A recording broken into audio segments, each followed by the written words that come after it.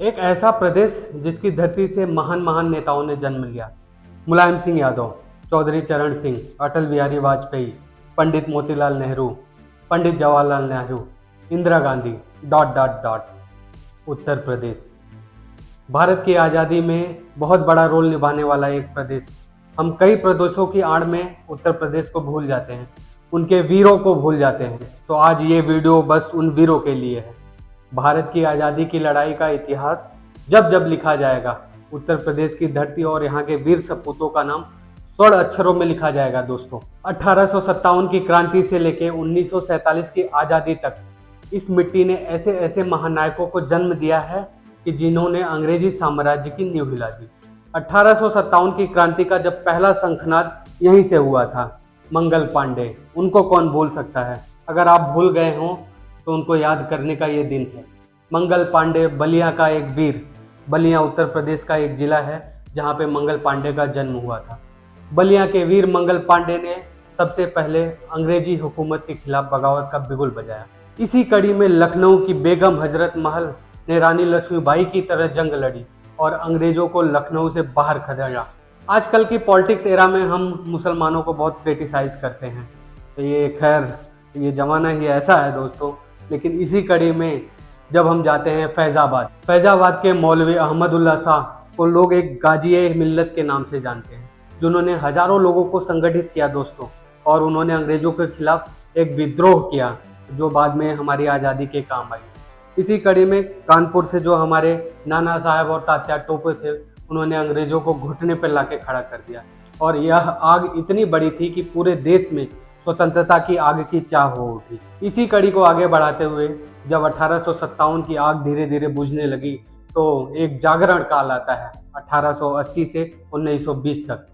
1857 की क्रांति भले ही दब गई थी दोस्तों, लेकिन उत्तर प्रदेश ने हार नहीं मानी। बनारस के पंडित मदन मोहन मालवीय ने शिक्षा के माध्यम से राष्ट्र को नई चेतना दी और बनारस हिंदू विश्वविद्यालय की स्थापना की, जिसे हम BHU के नाम से जानते हैं या IIT BHU के नाम से जानते हैं। इलाहाबाद में एक और बच्चे ने जन्म लिया जिसका नाम है मोतीलाल नेहरू। हाँ दोस्तों, ये पंडित जवाहरलाल नेहरू के पिताश्री हैं, जिन्होंने स्वराज पार्टी के जरिए आज़ादी की राजनीति में नई दिशा दी। इसी कड़ी में गणेश शंकर विद्यार्थी, जो कानपुर से रहने वाले थे, उन्होंने अपने कलम और बलिदान से ये साबित कर दिया कि आज़ादी सिर्फ तलवार से नहीं लड़ी जा सकती, उन्हें शिक्षा के माध्यम से, कलम के माध्यम से लड़ी जा सकती है, और जिन्होंने अंग्रेजों को पछाड़ दिया। जब जागरण काल खत्म होता है तो फिर एक और काल आता है, क्योंकि हर काल में एक क्रांति होती है, वो धीरे धीरे बुझती है और फिर धीरे धीरे और लौ पकड़ती है, जैसे जैसे हमारे वीर सपूत आते जाते रहते हैं। आज के ये जेनजी लोग नहीं समझ पाएंगे। 1920 ईस्वी से लेकर 1930 ईस्वी तक फिर आया एक और काल, असहयोग आंदोलन और नमक सत्याग्रह का आंदोलन। इलाहाबाद के पंडित जवाहरलाल नेहरू ने महात्मा गांधी के साथ मिलकर आज़ादी की लड़ाई का नेतृत्व किया। पुरुषोत्तम दास टंडन ने भी हिंदी को राष्ट्रभाषा का दर्जा दिलाने के लिए बहुत सारा संघर्ष किया, जिसमें अभी भी आप देख सकते हैं बहुत सारे प्रदेशों में हिंदी को कैसा किया जाता है दोस्तों, आपको तो पता ही है। तो उसे अभी राष्ट्रभाषा का दर्जा मिला भी नहीं है कानूनी तौर पे। लखनऊ के आचार्य नरेंद्र देव और उनके साथियों ने समाजवादी आंदोलन खड़ा करके जनता को जागरूक किया। जब ये काल खत्म होता है 1920 से 1930 का काल, फिर हमारा एक दूसरा काल आता है जिसे हम भारत छोड़ो आंदोलन और अंतिम संघर्ष के रूप में जानते हैं। 1930 से 1947 तक एक काल चलता है। अंग्रेजों की सत्ता दोस्तों अब डगमगाने लगी थी। मुगल सराय के लाल बहादुर शास्त्री ने अपने सत्याग्रह से जन जन को प्रेरित किया।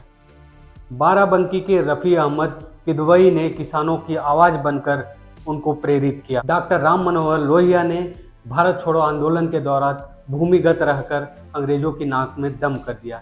इसी दौर में चौधरी चरण सिंह, जिससे उत्तर प्रदेश के लोग काफ़ी वाकिफ हैं, इसी दौर में चौधरी चरण सिंह किसान के नेता के रूप में उभरे और बाद में देश के प्रधानमंत्री बने। तो दोस्तों, ये हमारे कुछ उत्तर प्रदेश के महान वीर थे जिन्हें हम भूल चुके थे, या हमारी जो अब की जनरेशन है धीरे धीरे भूलने लगी।